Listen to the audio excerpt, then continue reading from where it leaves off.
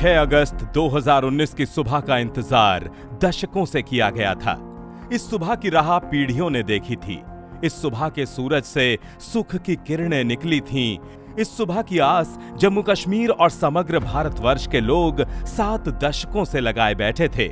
और जब ये सुबह आई तो सभी ने इसका खुली बाहों से स्वागत किया। 7 दशकों से ज्यादा के आतंकवाद, अलगाववाद और उग्रवाद के बाद 5 अगस्त 2019 को भारत की संसद ने अनुच्छेद 370 के काले कानून को निरस्त कर दिया। इस कानून की मोहर की आड़ में भारत का स्वर्ग कहे जाने वाली घाटी को आतंकवाद का गढ़ बना दिया गया था। कुछ राजनीतिक पार्टियों ने भी अपना उल्लू सीधा करने और तुष्टीकरण की राजनीति करने के लिए जम्मू कश्मीर को देश से अलग रखा। पर जो सपना 5 अगस्त 2019 को साकार हुआ, उसका बीज 1952 में बो दिया गया था। जनसंघ के संस्थापक सदस्य डॉक्टर श्यामा प्रसाद मुखर्जी ने जम्मू कश्मीर की एक विशाल रैली में संकल्प लिया था, मैं या तो आपको भारतीय संविधान प्राप्त कराऊंगा या फिर इस उद्देश्य की पूर्ति के लिए अपना जीवन बलिदान कर दूंगा। फरवरी 1953 में तत्कालीन प्रधानमंत्री जवाहरलाल नेहरू को लिखे गए 2 पत्रों में डॉक्टर मुखर्जी ने सवाल किया था, अगर हमारा संविधान पूरे देश पर लागू होता है तो जम्मू कश्मीर में क्यों नहीं? राजनीतिक फायदों के लिए सत्ताधीशों ने अनुच्छेद 370 को जस का तस बना रहने दिया। इसकी परछाई में जम्मू कश्मीर में भ्रष्टाचार बढ़ता रहा, उग्रवाद पंख फैलाने लगा, अलगाववाद पनपता रहा और आतंकवाद से राज्य हिंसा की दहशत में डूबता रहा। दंगे होते रहे, युवाओं का भविष्य बर्बाद होता रहा, पर केंद्र की कांग्रेस सरकारों के माथे पर शिकन तक नहीं आई। वो वही दौर था जब डॉक्टर मुखर्जी ने नारा दिया था, नहीं चलेगा एक देश में 2 विधान, 2 प्रधान और 2 निशान।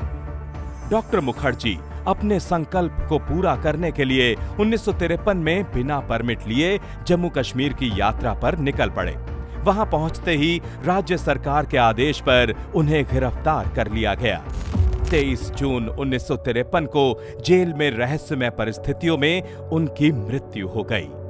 जेल में उनकी मृत्यु ने देश को हिलाकर रख दिया और परमिट सिस्टम हमेशा के लिए समाप्त हो गया। पर क्या इतना काफी था?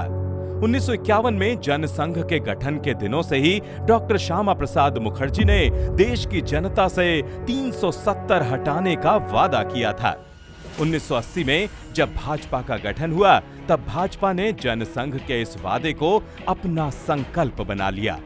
लगभग 4 दशक बाद 2019 में प्रधानमंत्री श्री नरेंद्र मोदी के नेतृत्व में भाजपा की सरकार ने लगातार दूसरी बार देश की कमान संभाली।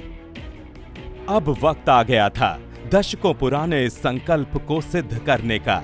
पीएम मोदी और गृह मंत्री श्री अमित शाह के नेतृत्व में भाजपा की दृढ़ और राष्ट्रवादी सरकार ने अनुच्छेद 370 को निरस्त कर दिया।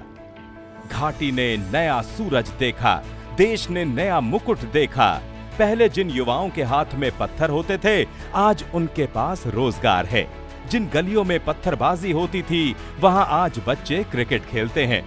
दशकों बाद सिनेमा घर खुले हैं। पहले जो जम्मू कश्मीर आतंक का पर्याय हुआ करता था, जहां आए दिन गोलियों और बम के धमाके सुनाई देते थे, आज वहां शांति, स्थिरता और सुरक्षा सुदृढ़ हुई है। मोदी सरकार की आतंकवाद के खिलाफ जीरो टॉलरेंस नीति के कारण ही वहां आतंकी घटनाओं में भारी गिरावट आई है। जम्मू कश्मीर नए भारत की नई तस्वीर बनकर उभरा है और आने वाले वर्षों में भारत को विकसित बनाने में अपना अहम योगदान देने की राह पर चल पड़ा है।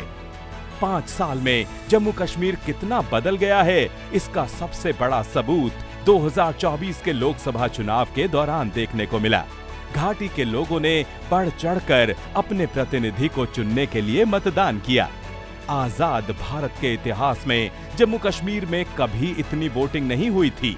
जम्मू कश्मीर की जनता ने लोकतंत्र के सबसे बड़े उत्सव में खुद को शामिल कर डॉक्टर श्यामा प्रसाद मुखर्जी को सच्ची श्रद्धांजलि दी है। आज जम्मू कश्मीर का हर नौजवान अपना भविष्य खुद लिखने के लिए आगे निकल रहा है। जहां कभी बंद और हड़ताल का सन्नाटा रहता था, वहां अब जिंदगी की चहल पहल दिखाई देती है।